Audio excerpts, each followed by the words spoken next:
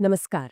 आज हम भारतीय राष्ट्रीय आंदोलन के एक बहुत महत्वपूर्ण दौर पर बात करने वाली हैं, 1885 से 1947 तक। जी। ये वो समय था जब भारत की आज़ादी की लड़ाई लड़ी गई और अपने अंजाम तक पहुंची। हमारा फोकस खास तौर पर उन घटनाओं और तथ्यों पर रहेगा जो अक्सर परीक्षाओं में पूछे जाते हैं। बिल्कुल। तो चलिए सीधे शुरू करते हैं। हाँ, बिल्कुल, ये सफ़र कई अहम मोड़ों से गुज़रा है। हम कोशिश करेंगे कि समय के हिसाब से मतलब क्रोनोलॉजिकली आगे बढ़ें ठीक है। और जो मुख्य घटनाएँ हैं और उनसे जुड़े ज़रूरी पॉइंट्स, उन पर बात करें। तो फिर शुरुआत 1885 से करते हैं। भारतीय राष्ट्रीय कांग्रेस की स्थापना हुई। ये किसके दिमाग की उपज थी? माँ, इसकी पहल की थी ए.ओ. ह्यूम ने, जो एक रिटायर्ड ब्रिटिश सिविल सर्वेंट थे। अच्छा। 28 दिसंबर 1885 को बॉम्बे में इसकी स्थापना हुई और इसमें दादा भाई नौरोजी, दिनशा वाचा जैसे बड़े भारतीय नेता भी शामिल थे। पहला अधिवेशन कहाँ हुआ था? पहला अधिवेशन बॉम्बे में ही हुआ और अध्यक्ष थे व्योमेश चंद्र बैनर्जी। हम्म। यहाँ दो नाम और याद रखने जरूरी हैं परीक्षाओं के लिहाज से। पहली महिला अध्यक्ष थी एनी बेसेंट हाँ। और पहली भारतीय महिला अध्यक्ष थी सरोजिनी नायडू। ये अंतर जरूरी है, पहली महिला और पहली भारतीय महिला। ठीक है। जी। तो ये तो हुई शुरुआत। फिर लगभग 20 साल बाद 1905 में एक बड़ी घटना हुई, बंगाल का विभाजन। हाँ, बंगाल विभाजन 1905। कौन थे उस वक्त वॉइस रॉय? उस समय वाइसरॉय थे लॉर्ड कर्जन। उन्होंने ही ये विभाजन किया था। ओके। 19 जुलाई 1905 को घोषणा हुई और 16 अक्टूबर 1905 से ये लागू हो गया। कारण क्या बताया गया था? कारण तो प्रशासनिक सुविधा बताया गया था कि बंगाल बहुत बड़ा प्रांत है, शासन चलाना मुश्किल है। हम्म। लेकिन असल मकसद जैसा माना जाता है वो था राष्ट्रवाद को कमजोर करना, हिंदू मुस्लिम एकता को तोड़ना, मतलब फूट डालो राज करो वाली नीति। अच्छा। पर ये विभाजन बाद में रद्द भी हुआ था। हाँ बिल्कुल, लोगों का जबरदस्त विरोध हुआ, स्वदेशी आंदोलन चला। इसके चलते 1911 में लॉर्ड हार्डिंग ने इसे रद्द कर दिया। ठीक है। अब विभाजन के ठीक बाद 1906 में मुस्लिम लीग भी बन गई। जी हाँ, 30 दिसंबर 1906 को ढाका में नवाब सलीमुल्लाह खान के नेतृत्व में ऑल इंडिया मुस्लिम लीग की स्थापना हुई। इसका मकसद क्या था? इसका घोषित मकसद था मुसलमानों के राजनीतिक हितों की रक्षा करना। हम्म। इसका पहला अधिवेशन 1908 में अमृतसर में हुआ, आगा खान की अध्यक्षता में। और फिर अगले ही साल 1907 में कांग्रेस में फूट पड़ गई, सूरत में। हाँ, सूरत विभाजन 1907। कांग्रेस का अधिवेशन था सूरत में। यहीं पर कांग्रेस दो गुटों में बंट गई, नरम दल यानी उदारवादी और गरम दल यानी उग्रवादी। अच्छा। अध्यक्षता की थी रासबिहारी घोष ने। और गरम दल के मुख्य नेता वो लाल बालपाल। बिल्कुल, लाला लाजपत राय, बाल गंगाधर तिलक और बिपिन चंद्रपाल, इन्हें ही लाल बाल पाल की तिकड़ी कहा जाता था। एक तरफ ये राजनीतिक घटनाएं चल रही थीं, दूसरी तरफ क्रांतिकारी गतिविधियां भी तेज हो रही थीं। खुदीराम बोस का नाम इसी दौर में आता है ना? क्रांतिकारी गतिविधियां भी जोरों पर थीं। 1908 में खुदीराम बोस को मुजफ्फरपुर जेल में फांसी दी गई। क्यों? उन पर और प्रफुल्ल चाकी पर मजिस्ट्रेट किंग्सफोर्ड की गाड़ी पर बम फेंकने का आरोप था। हालांकि उसमें किंग्सफोर्ड बच गया था। हाँ। इसे अलीपुर बम षड्यंत्र केस भी कहते हैं। खुदीराम बोस उस वक्त बहुत कम उम्र के थे। हाँ। और फिर गदर पार्टी, वो भी इसी दौर के आसपास। जी। 1913 में भारत से दूर अमेरिका के सैन फ्रांसिस्को में लाला हरदयाल और सोहन सिंह भाकना ने गदर पार्टी की स्थापना की थी। इनका मकसद सशस्त्र क्रांति से अंग्रेजी राज खत्म करना था। और फिर एक बड़ा मोड़ आता है 1915 में, जब महात्मा गांधी भारत लौटे। हाँ बिल्कुल, 9 जनवरी 1915 गांधी जी दक्षिण अफ्रीका से भारत वापस आए। इसीलिए 9 जनवरी को प्रवासी भारतीय दिवस मनाते हैं। जी हाँ बिल्कुल, उन्हीं की वापसी की याद में भारत आकर उन्होंने पहले साल तो पूरे देश का दौरा किया, स्थिति को समझा और फिर अपने सत्याग्रह का प्रयोग शुरू किया। इसी बीच 1916 में होम रूल आंदोलन भी चला था। हाँ, एनी बेसेंट और तिलक का। जी, एनी बेसेंट और बाल गंगाधर तिलक ने लक्ष्य था स्वशासन यानी होम रूल। तिलक ने बेलगांव में पहली होम रूल लीग स्थापित की थी। और गांधी जी का भारत में पहला सत्याग्रह, वो चंपारण वाला। हाँ, 1917 में बिहार के चंपारण जिले में वहां नील की खेती करने वाले किसानों पर जुल्म हो रहा था। वो 3 कठिया प्रणाली। बिल्कुल, तिनकठिया प्रणाली, मतलब जमीन के 3/20 हिस्से पर नील उगाना अनिवार्य था।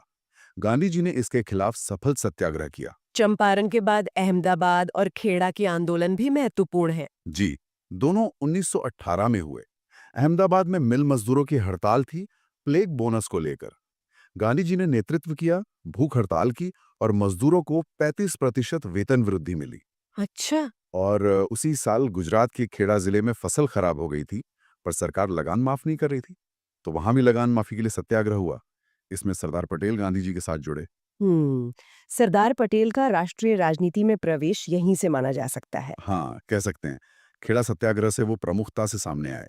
फिर आता है 1919, एक बहुत ही दुखद और महत्वपूर्ण साल। रॉलेट एक्ट से शुरू हुआ। हाँ, 1919 पहले आया रॉलेट एक्ट, जिसे गांधी जी ने काला कानून कहा, क्यों कहा था काला कानून? क्योंकि इसके तहत सरकार को ये अधिकार मिल गया था कि वो किसी भी भारतीय को सिर्फ शक के आधार पर बिना मुकदमा चलाए गिरफ्तार कर सकती थी। मतलब ना वकील, ना दलील, ना अपील। बाप रे, ये तो बहुत खतरनाक था। जी, ये लॉर्ड चेम्सफोर्ड के समय पारित हुआ। इसका पूरे देश में भारी विरोध हुआ। इसी एक्ट के विरोध में और पंजाब के दो बड़े नेता डॉक्टर सैफुद्दीन किचलू और डॉक्टर सत्यपाल की गिरफ्तारी के खिलाफ लोग जमा हुए थे जलियांवाला बाग में। हाँ, 13 अप्रैल 1919, बैसाखी का दिन। जी, अमृतसर का जलियांवाला बाग एक शांतिपूर्ण सभा हो रही थी। जनरल डायर ने सैनिकों के साथ आकर बिना किसी चेतावनी के निहत्थे लोगों पर गोलियां चलवा दी। बाहर निकलने का रास्ता भी बंद कर दिया था। हाँ, एकमात्र रास्ता बंद करके सैकड़ों लोग मारे गए, हजारों घायल हुए। इसे अमृतसर नरसंहार भी कहते हैं। इस हत्याकांड की प्रतिक्रिया क्या हुई? लोगों ने विरोध कैसे जताया? जबरदस्त गुस्सा था पूरे देश में। महात्मा गांधी ने ब्रिटिश सरकार से मिली केसरे हिंद की उपाधि लौटा दी। हाँ। रविंद्रनाथ टैगोर ने अपनी नाइटहुड यानी सर की उपाधि वापस कर दी। और इसी समय खिलाफत आंदोलन भी चल रहा था। जी, 1919 से 1922 तक तुर्की के खलीफा के पद को बनाए रखने के समर्थन में भारतीय मुसलमानों ने ये आंदोलन चलाया था। शौकत अली और मोहम्मद अली, जिन्हें अली बंधु कहते हैं, इसके प्रमुख नेता थे। गांधी जी ने इसका समर्थन किया था। हाँ, गांधी जी ने इसे हिंदू मुस्लिम एकता बढ़ाने का एक अवसर माना और कांग्रेस ने भी इसका समर्थन किया। और फिर इसी पृष्ठभूमि में असहयोग आंदोलन शुरू हुआ। बिल्कुल। जलियांवाला बाग, रॉलेट एक्ट और खिलाफत के मुद्दे को लेकर गांधी जी ने 1 अगस्त 1920 को असहयोग आंदोलन शुरू कर दिया। हम्म। दिसंबर 1920 में कांग्रेस के नागपुर अधिवेशन में इसे औपचारिक रूप से अपनाया गया। इसमें सरकारी नौकरियों, अदालतों, स्कूलों, कॉलेजों, विदेशी कपड़ों, सबका बहिष्कार शामिल था। ये आंदोलन काफी सफल रहा था शुरू में। हाँ, बहुत बड़े पैमाने पर लोगों ने हिस्सा लिया। अभूतपूर्व था ये। हम्म। लेकिन फिर चौरी चौरा की घटना हो गई। हाँ, 4 फरवरी 1922 को उत्तर प्रदेश में गोरखपुर के पास चौरी चौरा नाम की जगह पर आंदोलनकारियों की एक भीड़ ने गुस्से में आकर पुलिस थाने में आग लगा दी। जिसमें कई पुलिस वाले मारे गए थे। जी, 22 पुलिसकर्मी मारे गए। गांधी जी अहिंसा के सिद्धांत को लेकर बहुत दृढ़ थे। इस हिंसा से वो बहुत आहत हुए। और उन्होंने आंदोलन वापस ले लिया। हाँ, फौरन 12 फरवरी 1922 को उन्होंने असहयोग आंदोलन वापस लेने की घोषणा कर दी। हालांकि उनके इस फैसले की काफी आलोचना भी हुई थी उस समय। आंदोलन वापसी के बाद फिर कांग्रेस में मतभेद हुए, स्वराज पार्टी बनी। जी, कई नेता जैसे चित्तरंजन दास और मोतीलाल नेहरू गांधी जी के फैसले से सहमत नहीं थे। उनका मानना था कि परिषदों का बहिष्कार करने की बजाय चुनाव लड़कर परिषदों में जाना चाहिए और वहां सरकार का विरोध करना चाहिए। अच्छा, मतलब सिस्टम के अंदर जाके लड़ना। हाँ, एक तरह से। इसी विचार के साथ उन्होंने 1 जनवरी 1923 को स्वराज पार्टी का गठन किया। चित्तरंजन दास को देशबंधु भी कहा जाता है। और 1924 का बेलगाम अधिवेशन, वो क्यों खास है? वो इसलिए खास है क्योंकि वो एकमात्र कांग्रेस अधिवेशन था जिसकी अध्यक्षता महात्मा गांधी ने की थी। हाँ, ये सवाल अक्सर आता है परीक्षाओं में। एकमात्र अधिवेशन जिसकी अध्यक्षता गांधी जी ने की, बेलगांव 1924। जी, ठीक है, आगे बढ़ते। 1928 में साइमन कमीशन भारत आया। इसका काफी विरोध हुआ था, साइमन गो बैक के नारे लगे थे। हाँ, 1927 में ब्रिटिश सरकार ने सर जॉन साइमन की अध्यक्षता में एक कमीशन बनाया था। काम था भारत में संवैधानिक सुधारों की समीक्षा करना। तो विरोध क्यों हुआ? विरोध इसलिए हुआ क्योंकि इस कमीशन में 7 सदस्य थे और सातों के सातों अंग्रेज थे। कोई भारतीय नहीं था। ओहो, मतलब भारतीयों के भविष्य का फैसला बिना किसी भारतीय के। बिल्कुल। इसे भारतीयों ने अपना अपमान समझा। इसीलिए जब कमीशन 3 फरवरी 1928 को बॉम्बे पहुंचा तो पूरे देश में इसका जबरदस्त विरोध हुआ। हड़तालें हुई, साइमन गो बैक के नारे लगे। इसी विरोध में लाला लाजपत राय जी की मृत्यु हुई थी। हाँ, लाहौर में विरोध प्रदर्शन का नेतृत्व करते हुए उन पर पुलिस ने लाठीचार्ज किया था। ये बुरी तरह घायल हो गए और कुछ दिनों बाद उनकी मृत्यु हो गई। उनकी शहादत ने आंदोलन को और मजबूती दी होगी। बिल्कुल। इसके बाद स्वतंत्रता की मांग और तेज हो गई। 1929 में कांग्रेस का लाहौर अधिवेशन हुआ। जिसकी अध्यक्षता जवाहरलाल नेहरू ने की। जी, ये एक ऐतिहासिक अधिवेशन था। यहीं पर कांग्रेस ने पहली बार पूर्ण स्वराज यानी कंप्लीट इंडिपेंडेंस को अपना लक्ष्य घोषित किया। पहले डोमिनियन स्टेटस मांग रहे थे। हाँ, पहले डोमिनियन स्टेटस की मांग थी, पर अब लक्ष्य पूर्ण स्वराज हो गया। हम्म। और यही तय हुआ कि 26 जनवरी 1930 को पहला स्वतंत्रता दिवस मनाया जाएगा। और मनाया भी गया। जी पूर्ण स्वराज के लक्ष्य के बाद अगला बड़ा कदम दांडी मार्च, नमक सत्याग्रह। हाँ, पूर्ण स्वराज की घोषणा के बाद उसे पाने के लिए गांधी जी ने सविनय अवज्ञा आंदोलन यानी सिविल डिसोबीडियंस मूवमेंट शुरू करने का फैसला किया। इसकी शुरुआत नमक कानून तोड़कर की। जी, उस समय नमक बनाने पर सरकारी एकाधिकार था, टैक्स भी था। गांधी जी ने इसे अन्यायपूर्ण माना। 12 मार्च 1930 को साबरमती आश्रम से अपने 78 चुने हुए साथियों के साथ दांडी के लिए पैदल यात्रा शुरू की। लगभग 240 मील चलकर 6 अप्रैल 1930 को दांडी पहुंचे और समुद्र किनारे नमक बनाकर कानून तोड़ा। इस समय वाइसरॉय कौन थे? Lord Irwin. ठीक है। दांडी मार्च के बाद फिर लंदन में गोलमेज सम्मेलनों का सिलसिला शुरू हुआ। हाँ, ब्रिटिश सरकार संवैधानिक सुधारों पर चर्चा करना चाहती थी।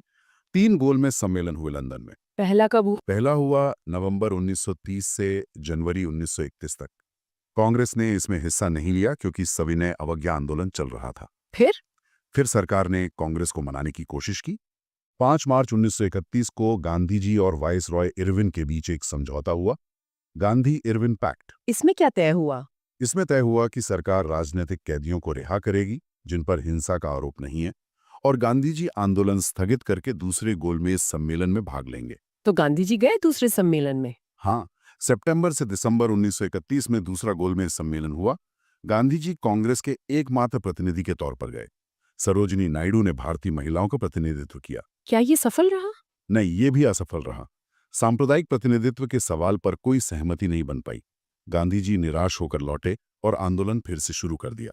तीसरा सम्मेलन भी हुआ था? हाँ, नवंबर दिसंबर 1932 में तीसरा सम्मेलन हुआ।